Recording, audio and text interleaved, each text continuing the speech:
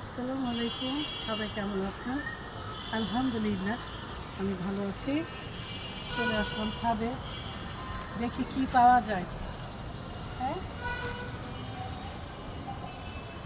এই যে টমেটো পেকে গেছে, টমেটোগুলো নেই। হ্যাঁ, এই দেখো লাল টসটসা হয়ে গেছে এগুলো।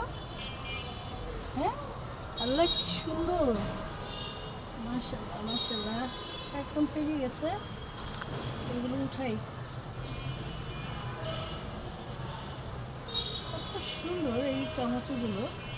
এগুলো আমি না আস্তাই দিয়ে দিই তরকারির মধ্যে, খুবই ভালো লাগে। আর এত টক এটা। এই তো টমেটোগুলো পেয়ে গেলাম। আর একটু পেঁয়াজ পাতা পেরে নেই, তরকারিতে দেওয়ার জন্য। বেশি পারবো না, অল্প একটু। হ্যাঁ, আমি এখান থেকে জাস্ট দুইটা নিয়ে নেব। এই তো এটুকুই নেব। আর এই যে দেখেন, এই ছোট ছোট কাঁচামরিচগুলো পেকে আছে, ছোট্ট ছোট্ট গোল গোল। এগুলো আমি একটু উঠিয়ে নিব।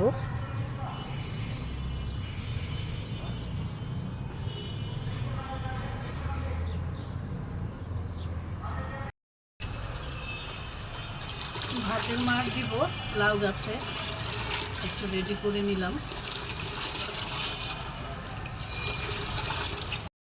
এই নিচ থেকে কয়েকটা নতুন পাতা ছিঁড়ে নেই, সালাদ বানাবো। অনেক ছড়াই গেছে না লেটুস পাতাটা।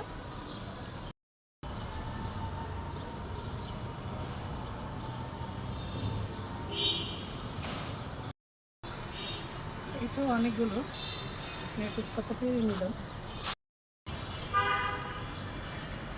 এই তো তরকারির জন্য পেঁয়াজ পাতা টমেটো দিব তরকারিতে। লেটুস পাতা নিয়ে নিলাম, সালাদ করব। এখন নিচে চলে যাই। আজকে মুরগি রান্না করব, তাই সালাদ কেটে নিয়েছি। ছাদ বাগানের লেটুস পাতা, পেঁয়াজ পাতা, আর এই যে মুরগি বসিয়ে দিয়েছি। ছোট ছোট চেরি টমেটো দিয়ে দেব মুরগির মধ্যে। কি কিউট লাগছে না টমেটোগুলো। আর এই যে ছাদ বাগানের শালগম আর মটরশুঁটি দিয়ে আজকে আমি মুরগিটা রান্না করব। মুরগিটা কষিয়ে নিয়েছি, এখন পানি দিয়ে দিচ্ছি।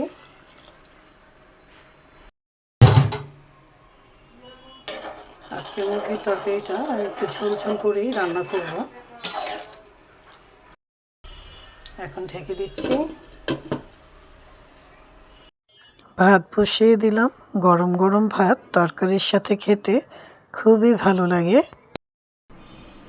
মুরগির মাংসের সাথে একটু সালাদ হলে ভালোই লাগে। আমি সব কিছু সালাদের জন্য কেটে রেখেছি।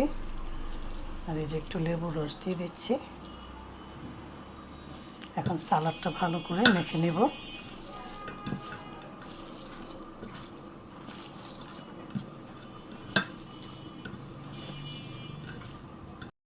আমি এখানে ছাদ বাগানের পেঁয়াজ পাতা, লেটুস পাতা, তারপর খিরাই, টমেটো, ধনিয়া পাতা সব কিছু দিয়ে এই সালাডটা করেছি। খেতে কিন্তু দারুণ লাগবে। দুটা মাছ ফ্রাই করে নিচ্ছে।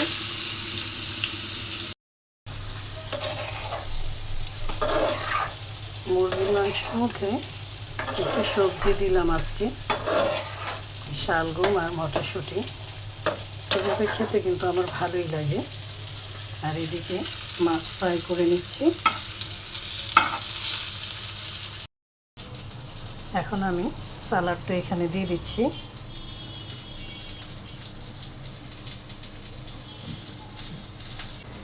এখানে দিয়ে দিলাম আলুর ভর্তা, আর উপরে দিয়ে দিলাম কাঁচামরিচ।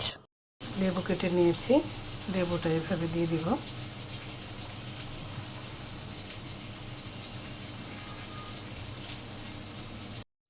আমি এই প্লেটটা সুন্দরভাবে ডেকোরেশন করে নিচ্ছি। আরেক পাশে এই যে মাছ ভাজাটা দিয়ে দিচ্ছি।